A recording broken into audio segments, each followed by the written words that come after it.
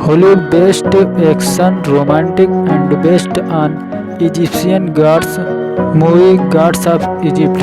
हम आपको हिंदी में स्टोरी बताएंगे जो आपको बहुत पसंद आएगी। इतिहास शुरू होने से पहले मिस्र हर चीज का जन्म स्थान था, एक स्वर्ग जो उसकी रचना करने वाले देवताओं के लायक था, और इंसान जो उन्हें पूजते थे और देवताओं से काफ़ी अलग थे। देवता ज़्यादा लंबे थे, उनकी रगों में खून की बजाय सोना दौड़ता था, और वो जब जी चाहें किसी भी भयानक दरिंदे का रूप धारण कर सकते थे। मिस्र दो शक्तिशाली भाइयों में बटा हुआ था। सायरस जिंदगी का देवता, नील नदी की सारी ऊर्जाओं समेत उनका चहीता राजकुमार, और सेप्टन दूर बंजर रेगिस्तान का राजा था, जहां उसे अकेलेपन की और कड़वाहट की दोनों मिले।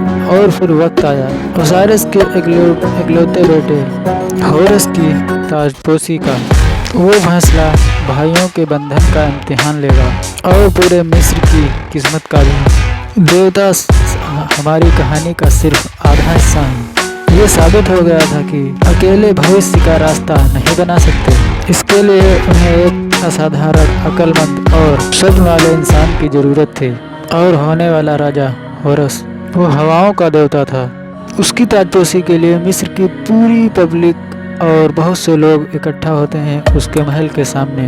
फिर मिस्र के राजा ओसाइरस सूर्य देवता रा की जय का नारा लगाते हैं, जो उनके पिताजी होते हैं। दरअसल मिस्र में जो पहले मरने के बाद जितना ज़्यादा सोना जाता था वो स्वर्ग में जाता था और उसको दोबारा जन्म मिल जाता था, और जो सोना नहीं दे पाता था, गरीब होता था, उसको दोबारा जन्म नहीं मिलता था और एक राक्षस के आगे उसको डाल दिया जाता था। फिर हॉरस जो कि हवाओं को देवता है, तो फिर उसके पिताजी उसको राजा घोषित करते हैं। फिर अचानक सेट जो कि उसका चाचा और उनका भाई है आ जाता है और कहता है रुको, मैं तुम्हारे लिए तोहफा लाया हूँ। फिर वो तोहफे में एक शिकार को उसको बुगल देता है और कहता है इसको बजा के देखो। जैसे ही होरस उसको बजाता है तो सेट की पूरी सेनाएं आ जाती हैं और उसको चारों तरफ से घेर लेती हैं। उसकी सेना बहुत ही विशाल होती है, बहुत ही ज़्यादा सैनिक होते हैं, बेहतरीन भाला वगैरह से लैस।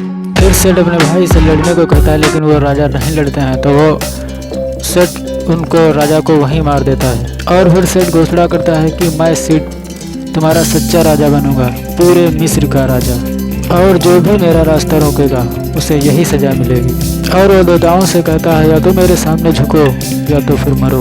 सभी उसके सामने झुक जाते हैं और इंसानों से कहता है मुझे पूजो या मेरे गुलाम बन जाओ। होरस और सेट की जबरदस्त लड़ाई होती है और अंत में सेट होरस की एक आंख निकाल लेता है, फिर उसकी दोनों आंखें निकाल लेते हैं। और फिर अंधे हो चुके होरस ने देश छोड़ दिया। जिन्होंने होरस से बचाने के लिए दुआ की, उन्हें निराशा हुई। सेट खजाने के साथ होरस की आंखें भी वो उसी खजाने में रखवा देता है, जो बहुत ही डेंजरस जगह पे है और बहुत ही बिच्छू और बहुत ही पड़ाव पार करने पड़ते हैं उस खजाने तक पहुंचने के लिए। फिर चोर होरस की एक आंख उससे चुरा लाता है और अपनी गर्लफ्रेंड को उस जालिम मालिक से छुड़ाने के लिए जाता है और पकड़ा जाता है और अपनी गर्लफ्रेंड को लेकर भाग रहा होता है और उसका मालिक उसको तीर मार देता है और जाया की मृत्यु हो जाती है। और वो एक आंख लेकर के और जाया को लेकर के होरस के पास जाता है और वो उसकी गर्लफ्रेंड को जिंदा करने की रिक्वेस्ट करता है। फिर होरस उसकी गर्लफ्रेंड को बचाने का वादा करता है तो वो आंख उसको दे देता है, लेकिन जब वो ऐसा कर नहीं पाता है तो मृत्यु का देवता जो न्यूबिस है उसको बुलाता है, कहता है न्यूबिस आगे आओ, और न्यूबिस उसकी आत्मा को लेकर चला जाता है। फिर वो बहुत ही भयानक मृत्यु लोक के सफर पर निकल जाती है और कई लोग रास्ते में चलते हुए जा रहे हैं तो न्यूबिस कहता है जाओ उनके पीछे लाइन से चलते जाओ। तो होरस कहता है अगर मैं सिड को मारकर खुद राजा बन जाऊँ तो मैं तुम्हारी प्रेमिका को वापस ला सकता हूँ, अन्यथा नहीं। तो चोर भी होरस देवता के साथ चल देता है और साथ में ही उनके हो जाता है। इधर सिड अपनी सेना को तैयार कर रहा होता है, क्योंकि सिड अपने भाई को नवे द्वार पर पहुंचने नहीं देता है, क्योंकि नवे द्वार पर अगर पहुंच गए तो वो वापस आ सकते हैं मृत्यु के वापस, अगर नहीं पहुंचे तो नहीं आ सकते।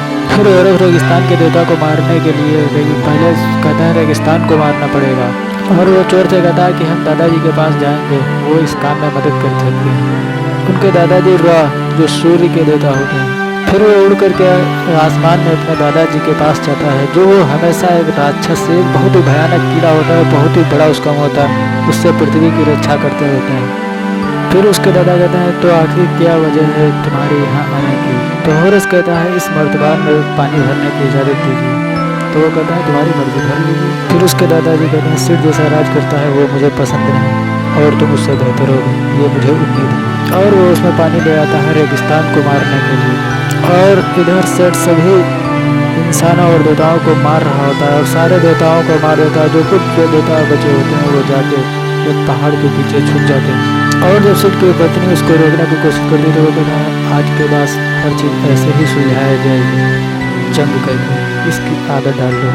फिर सिड के राक्षस में बकरी के शक्ल वाले आ जाते हैं सिड और हॉरस को ढूंढते हुए, और फिर लड़ाई हो जाती है। हॉरस उनको मार देता है तो फिर अपने दो राक्षसियों बहुत ही विशाल सांप के ऊपर सवारी करने दो नागिनों को हॉरस को और उस चोर को मारने के लिए भेजता है। सिड मृत्युलोक जीतना चाहता है और वो मल्लिका से कहता है कि मुझे वहाँ ले चलो। दरअसल वो मल्लिका हॉरस की होती है, जो भतीजे की उसके भतीजे की वो खुद बना लेता है।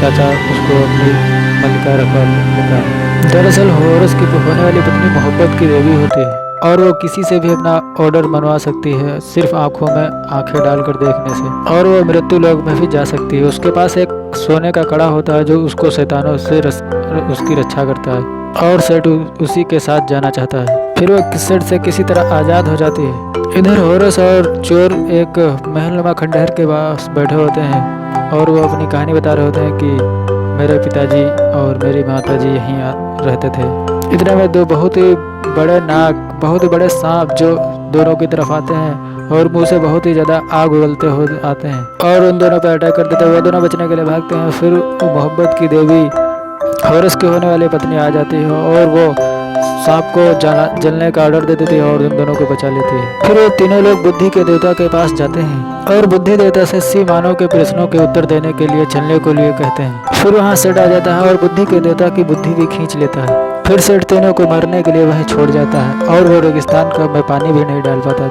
और वो तीनों किसी तरीके से जान बचाकर वहाँ से आ जाते हैं। फिर सेठ एक बहुत ही शानदार सूट तैयार करता है, उसमें बुद्धि के देवता की बुद्धि और हॉरस की एक आंख अलग से लगवाता है और वो बहुत ही ज्यादा ताकतवर बन जाता है। और फिर सेठ जाके अपने पिता यानी आग के देवता को भी मार देता है। इस तरह मृत्यु लोक का दरवाजा टूट जाता है और फिर सेठ और हॉरस में बहुत ही जबरदस्त लड़ाई होती है। सेठ एक बहुत ही ऊंची मीनार पे खड़ा होता है जिस पे हॉरस चढ़ के जाता है और फिर अंत में हॉरस की जीत होती है और वो मिस्र का राजा बनता है। तो वो ऐलान करता है कि आज के बाद पुनर्जन्म होगा तो सिर्फ अपने अच्छे कर्मों से, नेकी से और दरिया दिली से।